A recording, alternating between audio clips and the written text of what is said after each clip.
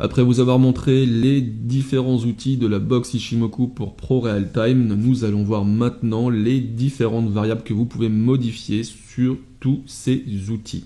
Donc on commence tout de suite avec le ProScreener Ishimoku de Twist naissant avec reconnaissance de chandelier japonais de retournement exclusivement en zone de surachat ou de survente de l'indicateur stochastique. Voici à quoi ressemblent les variables que vous allez modifier. Donc toute cette partie-là va être modifiable. Ce qui se trouve en dessous, je vous déconseille d'y toucher, sauf si vous savez ce que vous faites, sinon ça ne marchera plus.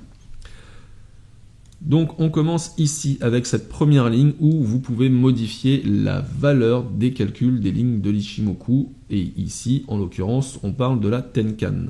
Comme vous voyez, elle est sur 9. Certains modifient les variables de l'indicateur Ishimoku.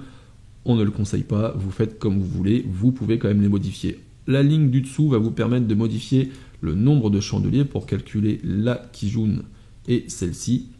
Ici, le nombre de chandeliers à calculer pour calculer la SSB. Dans la première vidéo, je vous disais que le twist naissant était reconnu sur 10 périodes. Donc vous pouvez modifier ce nombre de périodes ici. Donc on revient sur le graphique, c'est-à-dire que le twist naissant, je vais bien zoomer comme ça, vous allez bien voir. Ici, si je pars du plus loin du nuage projeté et que je remonte 10 périodes en arrière, c'est la zone dans laquelle le twist va être identifié. Donc vous pouvez modifier comme vous en avez envie, à savoir que plus vous allez augmenter ce nombre de périodes, moins vous aurez de signaux sympas, et plus vous allez réduire, moins vous aurez de signaux également. Donc 10 périodes, j'ai trouvé ça plutôt pas mal. Après, à vous de l'adapter comme vous en avez envie. On passe aux variables de l'indicateur stochastique qui se trouve ici. Donc là, vous avez la ligne K et ici la ligne D. C'est-à-dire que si je viens ici et que je fais configurer, vous avez la ligne K qui se trouve ici. Hop là, ça n'arrête pas de sauter ça. Donc la ligne K correspond à ça sur le ProScreener. La ligne D va correspondre au petit 5 qui est ici sur le ProScreener. Donc il va bien falloir faire attention à ce que ces deux variables correspondent autant à l'indicateur stochastique qui est ici que les deux lignes qui sont ici. Vous avez également la possibilité de modifier le niveau des bornes. Donc par défaut c'est 80-20. Si vous voulez par exemple du 75 à la place du 80, vous indiquez 75 et du coup le niveau de la borne va descendre légèrement. Je remets sur 80. Pareil pour 20, si vous préférez du 25, vous mettez 25 tout simplement.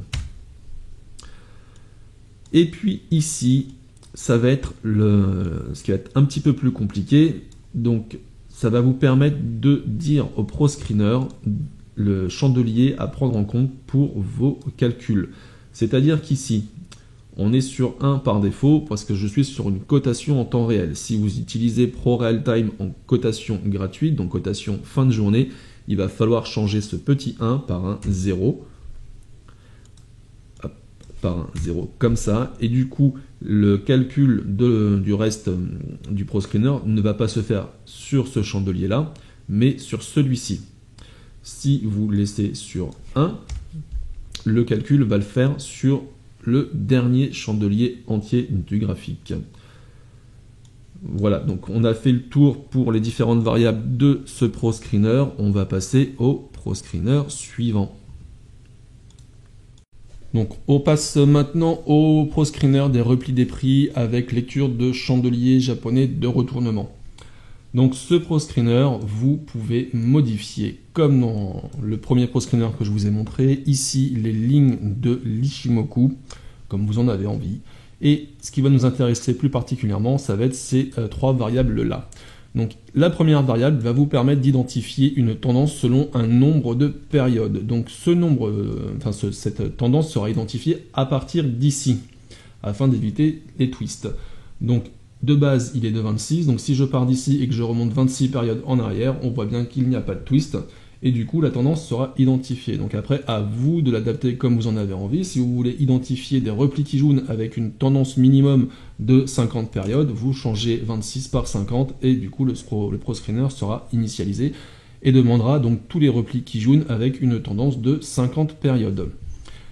Ici, ça va être le niveau d'approche de Kijun. Donc de base, il est réglé sur 20%. Donc je vous rappelle quand même que ce niveau d'approche prend en charge la volatilité du marché. Donc pour ça, je vous demanderai de vous reporter à la première vidéo que j'ai fait de présentation de ces outils. Et ça, vous pouvez le modifier comme vous en avez envie. Si vous mettez 10% par exemple, c'est possible. Vous pouvez mettre 50% si vous en avez envie. Mais moi, je le mets sur 20%. Après, je regarde si les configurations qui sont détectées me correspondent et respectent mes critères ou non. Ensuite, ici, vous avez la possibilité de modifier, en fait, si vous travaillez sur la version gratuite de ProRealTime ou sur la version cotation en temps réel, on va devoir dire au chandelier, dire au ProScreener d'analyser le chandelier qui est en cours de formation ou le dernier chandelier entier. Donc, si vous laissez cette petite variable ici sur 1, on va analyser non pas celui-ci, mais celui-ci, là où je passe ma souris. Si vous travaillez sur la version gratuite de ProRealTime, vous allez devoir changer ce petit 1 par un 0, et ce qui fait qu'on va analyser non plus celui-ci, mais le chandelier qui est là, le dernier chandelier du graphique. On va passer au ProScreener suivant. On passe maintenant au ProScreener de chandelier japonais de retournement en zone exclusivement de surachat ou de survente de l'indicateur stochastique. Donc là, j'ai demandé au ProScreener de m'analyser donc tous les chandeliers sur les derniers chandeliers entiers. Tous les patterns de chandeliers sur le dernier chandelier entier. Donc si vous travaillez sur la version gratuite de ProRealTime, comme on vient de le voir juste à l'instant, il faudra changer le 1 ici par un 0 pour analyser donc le dernier chandelier entier, donc celui-ci et non pas celui-ci. Ensuite, ici, vous allez pouvoir modifier les valeurs de l'indicateur stochastique, c'est-à-dire que la ligne K, elle est sur 14, comme vous pouvez le voir ici. Mon K est sur 14 et mon stochastique D est sur 5. Donc voilà, vous pouvez modifier ça. Et vous pouvez modifier le niveau des bornes. Donc là, on va modifier le niveau de la borne haute et le niveau de la borne basse. Bon, on l'a déjà vu tout à l'heure, je ne vais pas m'éterniser trop longtemps dessus, ça ne sert à rien. On a fait le tour pour ce ProScreener. Donc ce qui est en dessous ici, en dessous de cette ligne-là, là vous ne le voyez pas, mais il y a quelques lignes de code en dessous, vous n'y touchez pas, sinon ça risque de ne plus fonctionner après vos modifications. On va passer au ProScreener suivant. On continue cette vidéo avec le ProScreener Ishimoku Multi-Twist Plus. Donc ce ProScreener, pour rappel, analyse les configurations de chandelier de retournement en zone exclusive de surachat ou de survente de l'indicateur stochastique et identifie un nombre de twists. Donc on va passer aux paramètres. Donc là, ici, on a un petit peu plus de paramètres. Donc on retrouve les mêmes paramètres que tout à l'heure dans les autres ProScreeners. On a ici la variable P où il y a un 1 donc pour la cotation en temps réel. Si vous êtes sur du ProRealTime en version gratuite, vous mettrez un 0 à la place du 1. Ici, nous retrouvons les variables de l'indicateur stochastique, comme on vient d'en parler à l'instant. Et ici, nous avons bien sûr les variables de l'indicateur Ishimoku, que vous pouvez également modifier, même si on ne le conseille pas vraiment. Ensuite, ici, c'est ce qui va nous intéresser le plus pour ce ProScreener. C'est-à-dire qu'ici, la première ligne, la ligne 21, vous voyez que j'ai un 1. Ça, c'est le nombre de twists minimum que je demande dans le passé. Donc, c'est-à-dire qu'à partir du chandelier ici, et non pas celui-ci, parce que là, je suis en cotation en temps réel. Donc, à partir d'ici, je demande à ce qu'il y ait au moins un twist sur un nombre de périodes. Et ce nombre de périodes, il est ici. Donc, sur les 56 dernières périodes, je demande à ce qu'il y ait au moins un twist. Donc, si je prends d'ici et que je remonte 56 périodes en arrière, on va le faire. Voilà, tac, tac, 56. On a bien au moins un twist qui a été identifié. Il y en a même 3. Hop, donc ça, je le supprime. Ensuite, ici, on va pouvoir indiquer un nombre de twists minimum dans le nuage futur. Donc j'ai indiqué 2, et vous voyez qu'on a bien ici un twist, un deuxième, donc pas de souci. Et ici, j'ai demandé en fait au ProScreener, pour affiner les recherches, d'identifier l'un des deux twists dans les 10 premières périodes de vie du nuage. Donc c'est-à-dire qu'en partant du bout du nuage ici, je remonte donc 10 périodes en arrière. Voilà, comme ça, et je demande à ce qu'il y ait au moins un twist. Donc là ici, on voit bien qu'il y a un twist dans ces 10 périodes de vie du nuage. Cette variable-là va vous permettre de définir en fait une stabilité au niveau du plat SSB. Donc moi par défaut j'ai marqué 2 périodes, je vous remontre ça. Ici j'ai demandé donc 2 périodes, mais vous pouvez mettre plus que ça, vous pouvez mettre ce que vous voulez. Et du coup ça veut dire qu'on aura un plat qui sera plus ou moins long. Donc plus on va augmenter le nombre de périodes, plus le plat SSB sera important.